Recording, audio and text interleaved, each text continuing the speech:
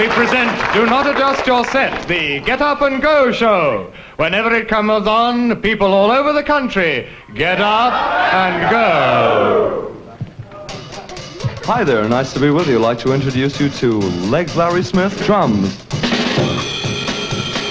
And Michael Palin, garden rake.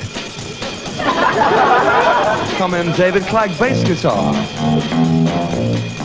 And Neil Innes, piano.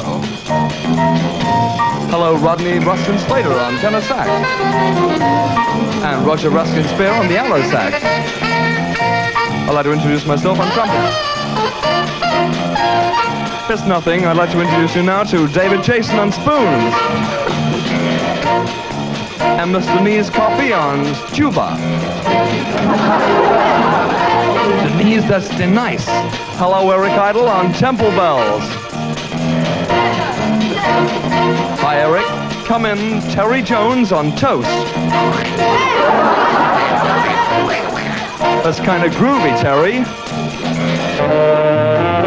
Oh dear, I'm afraid that's all we have time for, ladies and gentlemen, but many of you have written in asking we play the next one, and this one is especially for you, Mr. I. Smith of Salisbury Rhodesia, and also Mr. Baba Kulu for his son Sabu of Notting Hill Gate number. The next one we're going to play is Do Not Adjust Your Set. We've got an absolutely great bill for you this week.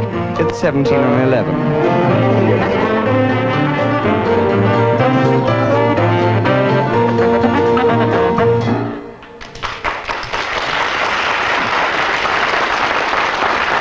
Goodbye again and welcome. At this time each week for the next few days, we shall be looking at how prominent people cope with the problems of falling over. This week's guest is David Jason. Next week's guest is David Jason. And the week after that, we've been lucky enough to get David Jason. Now, sir, what's your name? David Jason. Oh, yes, I'm sorry, yes. Now, David Jason is going to illustrate how to fall over.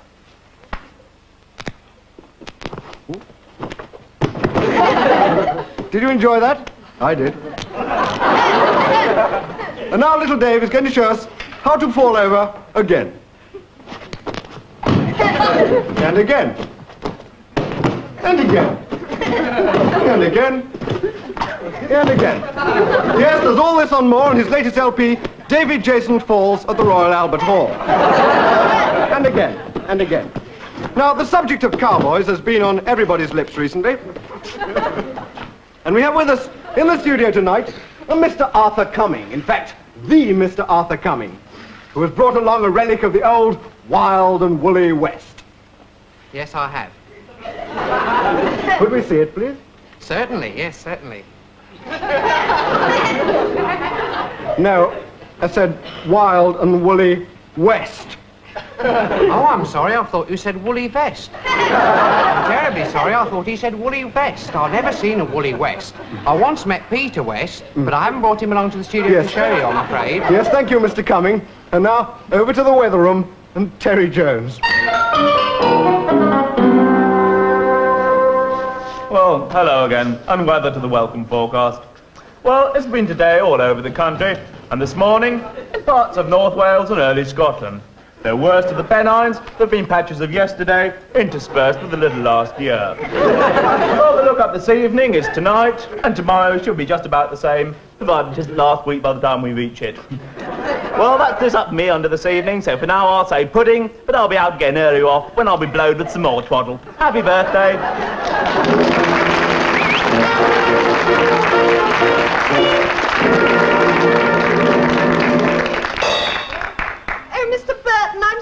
You come. Not at all, Mrs. Merriweather. Now, what exactly is the trouble, eh? Well, it's little Snowy. He's crawled under the sofa there. He won't come out. He won't eat any food, and he's so miserable. I see. Well, it's probably just a chill he's caught or something. Anyway, let's have a look at the little chap, shall we? He's under here. I Come see. along now, Snowy. Come to Mummy. There you are. Don't worry. Nice Mr. Burton, the vet's going to make you all better. Come on. What's the matter? Oh, you never told me it was a hamster. I thought it was a nice little doggy. But you're a vet. I know, but I don't like hamsters. They're all small and creepy, and they don't say anything. And I'm allergic to them. Oh, come along now. See what a lovely hamster. No! Oh! Down! Cuckoo! I can feel the allergy coming on. Peeky-boo! Peeky-boo! Boo!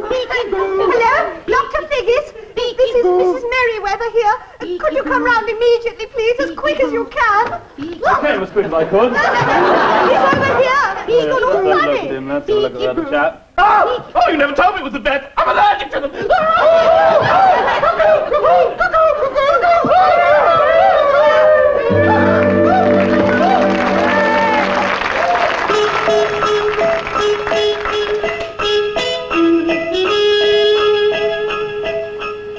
Good evening.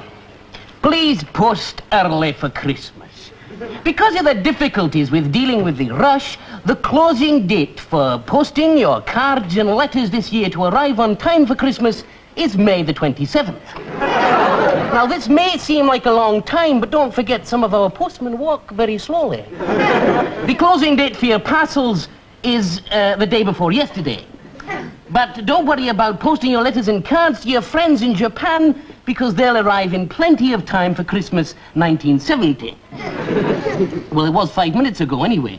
Well, these arrangements have been made so that your Christmas mail will arrive on time, and that you and your friends can have a very happy Christmas day on November the 9th.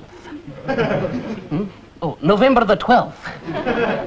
July the 14th. August the 5th. I'm fired. No, don't go away. I'll get it right in a minute. 30 days. Have September, April, November.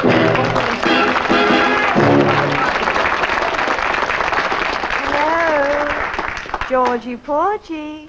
Guess who this is? Go on, I'll give you 3 guesses. No, it's not Mr. Blenkinsop. No, it's not Gloria. No, it's not Shirley. Daphne? Who's Daphne? Susie's friend. Who's Susie? No, it's not Myra. Oh, Petronelle. It's Lucy. Your wife. I just rang to say I love you.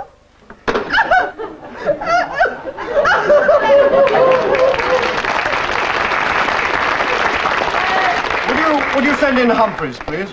Oh dear, I do so hate sacking anyone. Yes, I know, but if he's got to go, he's got to go. We'll just have to break it to him gently, that's all. Come in, old chap, come in. Sit down, won't you? Oh, I see. No, over there. Well, how did you like it here? I mean, how do you like it here? Oh, well, sir, you know, when you've been at a place for 20 years, you know, you get used to it. 20 years, eh? Oh, I hadn't realised it was as long as that. This is Mr. Withers. Well, I'm going to be blunt with you, and I'm going to be honest. I'm going to be bluntly honest. I'm not going to beat about the bush. I'm going to go straight to the point. Straight to the point. And I'm going to be ruthless. So over to you, Sir Charles. Yes, well, in those 20 years, you've given the firm some wonderful service. Oh, yes, sir. Oh, I wouldn't dream of working nowhere else, sir. Wouldn't you? No. Not even Robertson's up the road, where they've got lots of vacancies, and it's on your way home. Very nice. Oh, no, sir. No, I wouldn't work up there. I mean, besides, after all, I mean, I wouldn't get a job now, would I? Not at my age. Oh, nonsense, old chap. You'd get a job anywhere if you were fired. I mean, if you couldn't come, if you couldn't get in, if anything happened to you, if you were ill or had trouble, or if you fell out of a window, or over to Mr. Withers. Look, old man, I mean, can you imagine why we asked you here? No, sir, no, I haven't got any idea. Oh, how awful. Look, suppose I was to tell you the firm hadn't been doing too well recently. What would your reaction be? Well, I reckon I'd have to work harder then, sir, wouldn't I? Oh, dear. Look, what does Santa Claus carry over his shoulder? Bigger pardon, sir. What does Santa carry on his back? Well, a sack of toys. And that's what you've got. What, a sack of toys? Without the toys. I'm afraid I don't understand, sir. Oh, dear. Look, what am I doing now? Firing a gun, sir. That's it. Now, if the gun were you, what would I be doing then? I don't know, sir. Supposing the gun were called Mr. Humphreys, then what would I be doing? Firing a Mr. Humphreys, you see? You'd be fired. You mean I'm fired? Oh, no, not fired, really. No, not like a gun. No, you're shot. You mean You're shot. 20 years of service, I'm going to be fired? Yes, you're shot. Shot, that's right. Shot up, promoted. Well done. Oh, God. Well done, Humphreys, old chap. You may go. Thank you, sir, for the promotion. Bye-bye. Oh, dear. Sir Charles, I just couldn't bring myself to do it. I know, Withers. It just makes this next bit all the more difficult, that's all. What do you mean? Well, Withers, suppose I'm Santa Claus, and I'm pointing a gun called Mr. Withers at you. What am I going to do?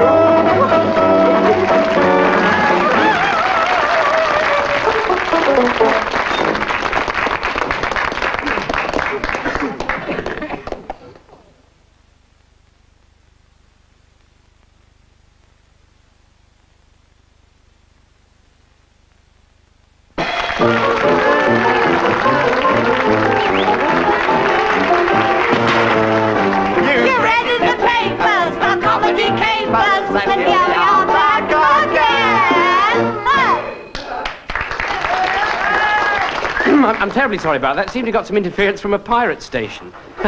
You are, in actual fact, supposed to be watching Do Not Adjust Your Set. God, stone me. Everything's going wrong here today. Thanks very much. Right. If we could just adjust the camera, perhaps I could make my next announcement. Thank you, friend. Now, it's my turn to be rude about the Bonzo Dog Doodah Band this week. And I have worked out something very rude to say about them. Ready? The Bonzo Dog Doodah Band are not very good.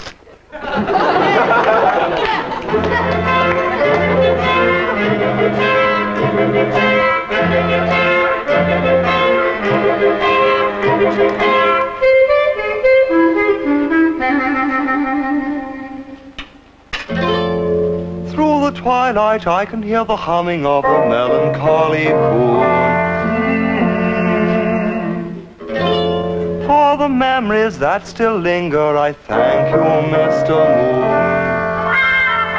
But although I've never smiled since we said our sad goodbyes, now there's one tune to remind me why I feel so blue. Tubas in the moonlight, playing for me all night. Tell me what I want to hear. Am I only dreaming? Am I only scheming? Arms about me, squeeze me tightly. Why can't she be sitting here beside me? Tubas in the moonlight will bring my loved one home.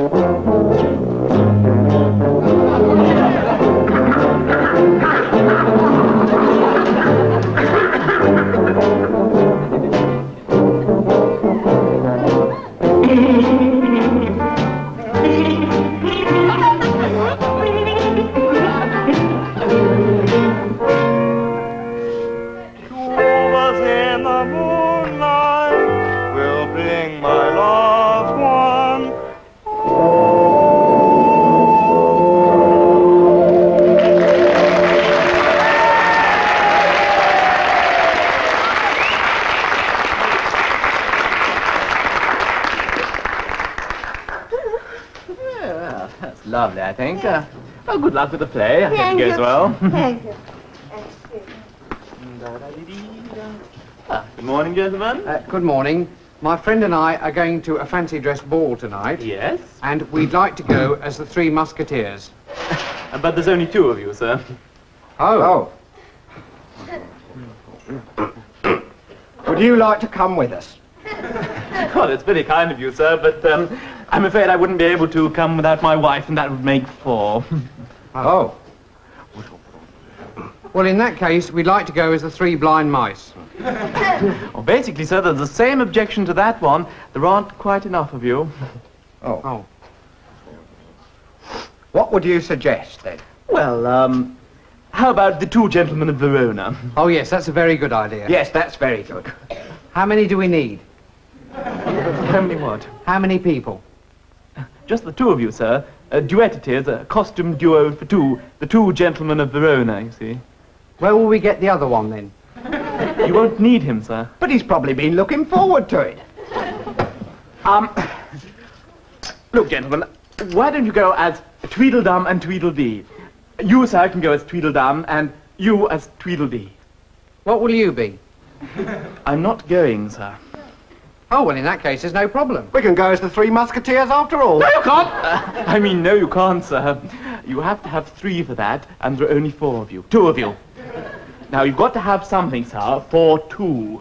42. No, for 2. For 2. For 2. For 2. For 2. For 2. I've got an idea. Oh, good. Yes, we'd like to go as the... The grand old Duke of York and his 10,000 men. Well, of course we can do that, sir. That's easy. The grand old Duke of York and his 10,000 men. We had them in last week. We've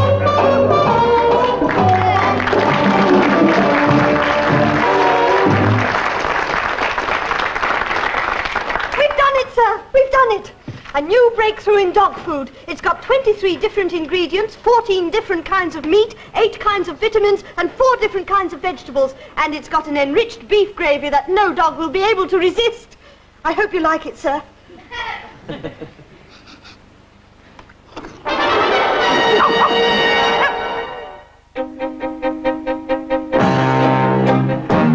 Last week, I was strolling on the embankment when suddenly... This is Captain Fantastic speaking. Last week I successfully lost Mrs. Black in a dustbin. Where would she appear next, I pondered.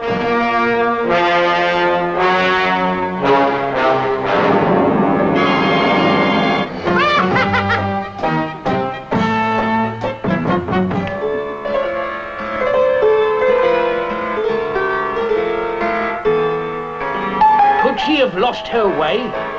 Because I definitely lost mine.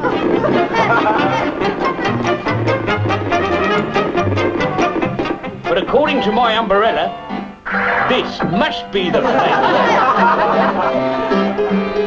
There was something fishy going on. Suddenly I detected an almost imperceptible clue. It was her. Aha!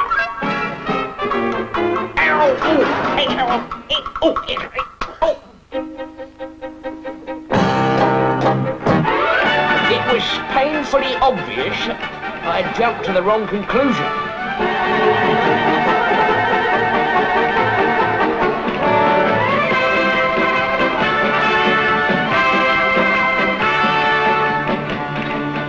But just a minute. There could be no mistake this time.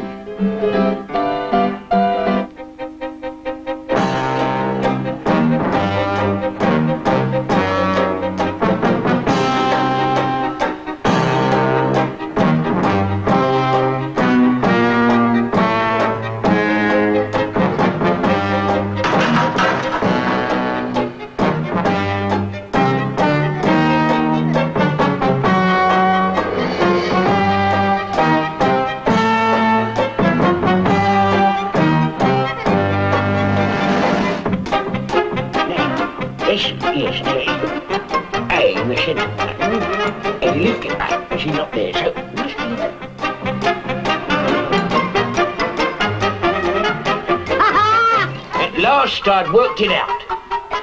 She wasn't there. Where was she? Suddenly I felt somebody was trying to give me a clue.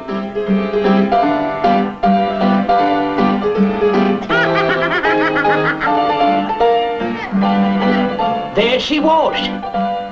I wasn't going to fall for any more of her tricks.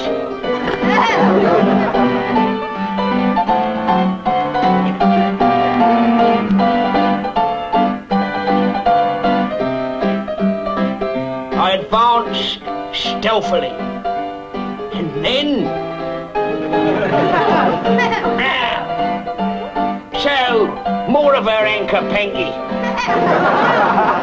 As she fled, I seized a convenient life belt and charged.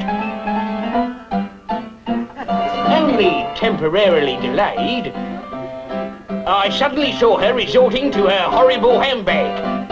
What help could she be summoning?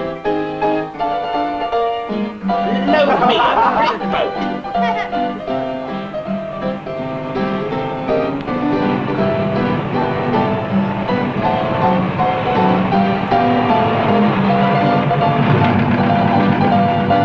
She was escaping once again, and I was powerless. Has Mrs. Black finally eluded Captain Fantastic? Can he catch her before she finally brings her evil plans to fruition? Will I be out of a job after next week's final spine-chilling installment of Captain Fantastic?